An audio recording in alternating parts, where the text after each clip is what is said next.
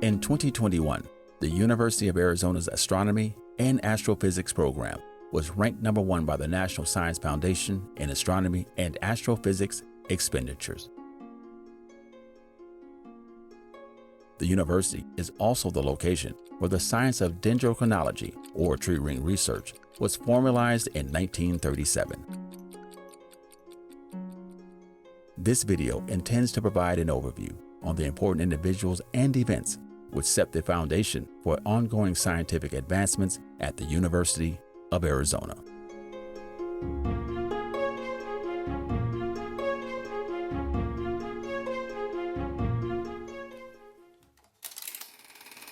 Our central figure, Andrew Ellicott Douglas, started his professional career in the Harvard College Observatory following his graduation from Trinity College, where he studied physics, mathematics, and astronomy. A year later, Douglas went on an expedition to Peru to establish Harvard's Southern Hemisphere Observatory. During this voyage, he learned to speak Spanish, gained experience in opening an observatory in a remote area, and collected Inca artifacts for the 1893 Chicago World's Fair. Douglas' work had caught the attention of a wealthy man named Percival Lowell, and upon his return to the United States in 1894, Lowell hired Douglas to scout sites for his observatory in the Arizona Territory to study the planet Mars. Douglas visited Tombstone, Prescott, Douglas, Tucson, and Phoenix before choosing Flagstaff as the ideal location for the observatory. And in 1894, the first telescope on Mars Hill in Flagstaff, Arizona, was up and running.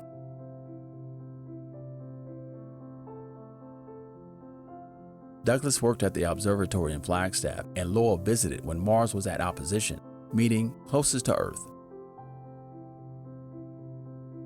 Though not a scientist, Lowell became convinced he saw an intricate system of lines, which he thought to be canals, on Mars. Lowell then made the inference that if he observed canals, there must be a civilization on Mars building the canals for irrigation. Douglas initially defended his boss, but was concerned about observational errors in Lowell's work. Gradually, Douglas started to doubt Lowell's scientific method. The situation came to a head on December 7, 1900, after Douglas observed a wisp of light beyond the terminator of Mars. Information which he sent in a telegram to Lowell, who then communicated it to his network. However, as the message traveled, it changed. Douglas was mortified when the press reported that he had received a message from the inhabitants of Mars. Douglas wrote a letter to the observatory's business manager, questioning the veracity of Lowell's work. However, it turned out the business manager was Lowell's brother-in-law, who showed him the letter, resulting in Douglas being fired the next day.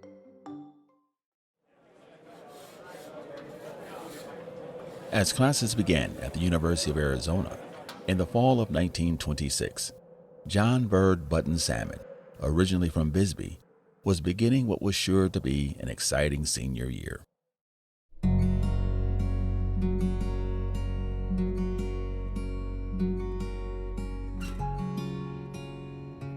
As a 22-year-old, Button Salmon was not only the student body president, but also the starting quarterback of the football team and the starting catcher on the baseball team, a position he held for 2 years.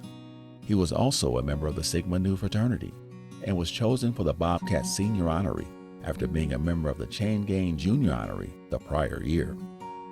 Unsurprisingly, John Button Salmon was a popular figure around campus. In the 1925 school year, Button Salmon experienced great athletic success, establishing himself as an excellent student athlete, teammate, and leader. His diminutive 5'8", 145-pound frame earned him the nickname Button, while his courage on the field also earned him the nickname of the Leaping Tuna. He was a tough and competitive athlete with a large heart who led by example as much as by command. In moments of despair, Button could always be heard encouraging his teammates. His beloved words of encouragement were, "Bear down."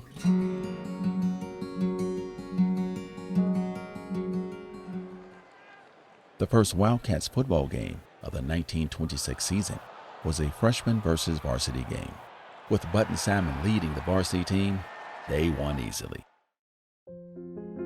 Following the game, Button and other students drove to Phoenix to spend the weekend with friends.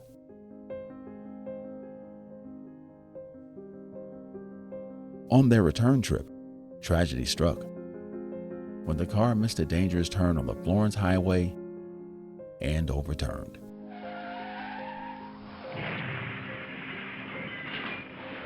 All of the vehicle's other occupants suffered only minor injuries, but John Button Salmon was not so lucky.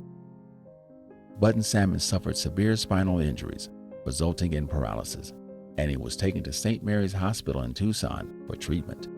He fought for his life for 2 weeks. At one point, it looked like he may recover, but his health took a turn for the worse on October 17, 1926. Recognizing John Button Salmon's time was limited, his coach, Pop McHale, paid him a visit at the hospital. McHale asked, "Have you any words for the team?" Gazing up at McHale, Button responded, Tell the team to bear down." Unfortunately, John Button Salmon died of his injuries early the next morning, October 18, 1926.